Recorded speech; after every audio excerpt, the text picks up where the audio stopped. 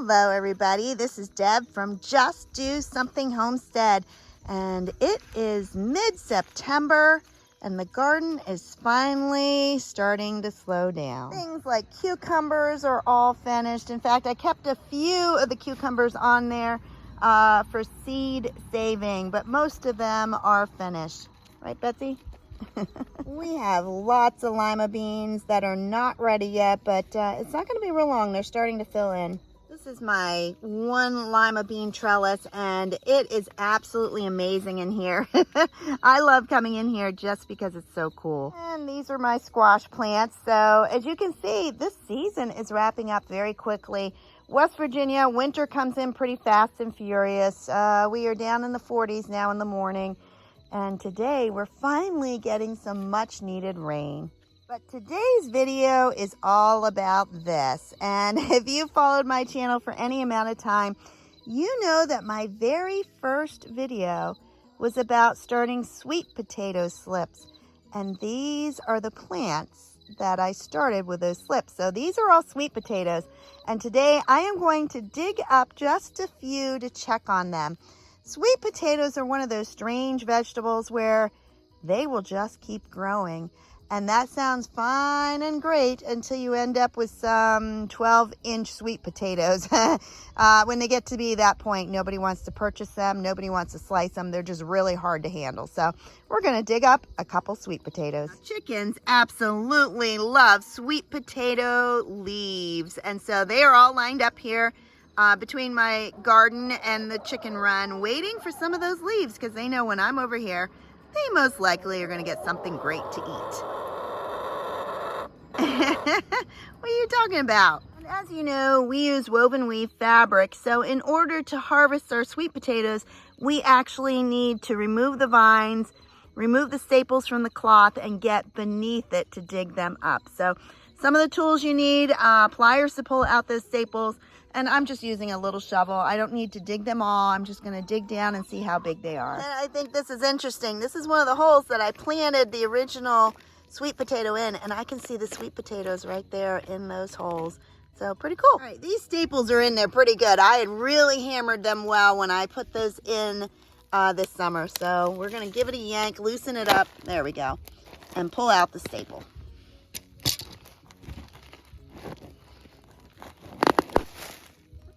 Just like that. I raised two varieties of sweet potatoes. They are Beauregard, which is what I've always raised. And this year I am trying Covington or Covington. So what I've done, I removed the staples and then I can lift up the fabric and get back to where the plant is, right there. All right, this is the first one that I'm seeing. It's not really huge, but it is plenty big enough to harvest. So I'm going to dig out around here and see what I have.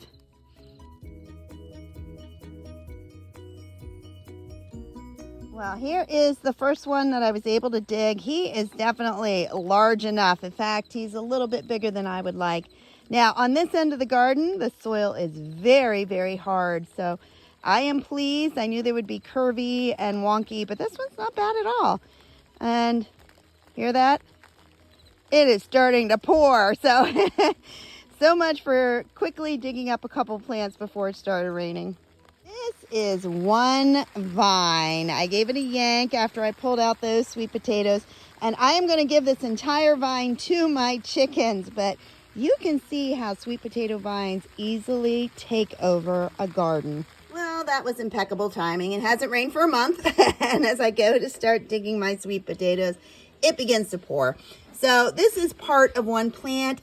I'm not really happy with the results of this. We have one decent large one that's going to make a very good meal or two. But the rest of them, they're really twisted around. They literally were wrapped around each other, so that stunted the growth. Now, I knew this going in. This was on the side that was very thick clay soil. So I am hoping that when I get back out there and dig some more, that I'm going to find better results. All right, everybody, this is sweet potato take 2. Yesterday when I tried to dig up a few of these sweet potatoes, it started to not only rain, it started to pour. So I didn't do a whole lot yesterday. I wasn't able to, but we're going to try it again today.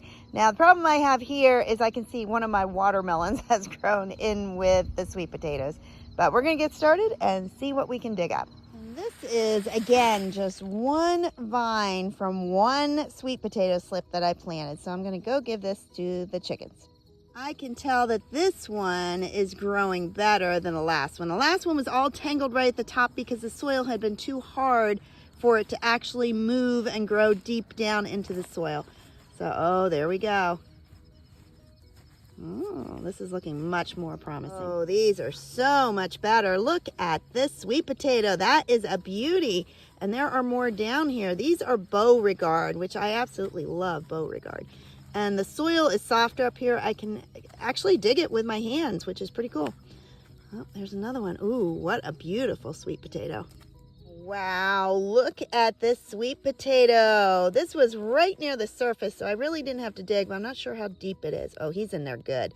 So he might be pretty big. So I'm going to get a little shovel and dig him out, see how big he is. Okay, remember at the beginning of the video how I mentioned sweet potatoes are an odd kind of vegetable and that they will just keep growing? Well, sounds great in theory, but this is one of those. This could probably feed 4 of us at a meal. And I will keep this. Obviously, I can't sell this at the market, but it's pretty cool, though. It's a neat sweet potato. And one thing that sweet potatoes do is they tend to either put all their energy into growing one massive sweet potato. And that is what this plant did. I planted one plant, and I got one super-sized sweet potato. Or they will produce lots of sweet potatoes that are smaller than this. And truly, that's what you want. That's your goal when you're planting your sweet potato slips. And so I did just dig up another one. Let's take a peek at that one. And this one, I can already tell it's giving me multiple sweet potatoes that are smaller. And that is much better suited for everything, really. If you want to sell them, you want to store them, you want to keep them. Smaller ones are just a better way to go. Right, I have dug a couple of my potato plants, sweet potato plants, and this is the result of those. Now these, that was one sweet potato on that plant, and that was one sweet potato. So 2 plants produced only 2 huge sweet potatoes. The rest of these, though, are very good sized. These are what you want if you're baking them. Even these, that's a really good size. Oh, and see all these little roots? All you have to do is break those off, just like that. And they often have a lot of roots on there, but that also is a very nice one. That one's good. What we do have is several smaller ones. Those are perfect for us, not to bake, but to peel and slice and make candied ones. That is a great size for that. And then these are for baking. Those, mercy, I'm not sure what I'm going to do with those, but they are huge. As far as growing sweet potatoes, your first step is to grow slips. Then you plant those slips, then you harvest the sweet potatoes, and that's what we are doing today. But there is one more step that you need to do, and that is to cure these sweet potatoes.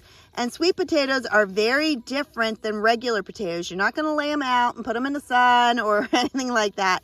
What they need is high heat and humidity, and I'm going to show you exactly how we do that. All right, and here are the results of 4 plants. This is a very large container. Let me step back. There's my hand. But that's a pretty good amount of sweet potatoes for the number of plants that I put in. Now, last year, I can tell you they did far better. And that's how it is with gardening. Some years things grow better and some years they grow worse. Like right now, my tomatoes and peppers are doing excellent. But last year, they did not. And so it's just, for me, I plant a huge variety and hope for the best. And it's getting dark outside, so I'm going to carry these in and we are going to cure them. All right, I am heading down to shut down my farm stand for the night, but we're going to talk a little bit about sweet potatoes. You want to cure your sweet potatoes within 4 hours of harvesting them, and that is what I'm going to do. So I've just dug them up, and I'm going to start curing them tonight. Now, the reason you want to cure them is to change the starches into sugars and to help preserve them by healing the wounds that you have from breaking off the roots, or if you ended up cutting them while you were harvesting them. There are actually several ways to cure your sweet potatoes. Your goal is to have them in a humid area that is about 85 degrees warm. You can harvest your sweet potatoes by putting them in a greenhouse that gets really warm during the day. Put a bucket of water in there. That will help bring the humidity up. You can put them in a small room in your house, and that also, turn on a heater, make it about 85 degrees. You're going to cure your sweet potatoes between 4 days and 2 weeks. I have always cured my sweet potatoes by bringing them in the house, putting them in plastic bags, and laying those plastic bags by my wood stove. Here's the problem. It is way too warm, and we are not running our wood stove yet. So that is not going to work this year. So I need to come up with plan B. You do not want to wash your sweet potatoes to cure them. You just want to wipe them with a cloth if they have any extra dirt on. Break off all those little roots. It's amazing when you cure them, they will seal over and look brand new. You're not going to have all those little wounds and things that you have on there, scratches or dig marks. So don't wash them. And these are the little roots I was talking about. These can be broken right off, and it may look like it's going to damage it. It's not. So pull it on out and see how it looks like you're pulling up part of your sweet potato. That is going to heal. So I'll show it to you right there. All right, so you're not going to have any problems with that healing over. All right, I've decided to be a little unconventional, and I'm going to cure them by putting them mostly in a single layer in containers and covering them with a damp towel. Then I'm going to put them in my smallest bathroom and turn the heat up to 85 degrees. And I'm only going to do that overnight. In the morning, I'm going to take those containers and put them in my car and go to work.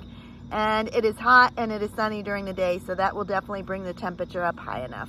And after 4 days, I'm going to check it and see if they are cured.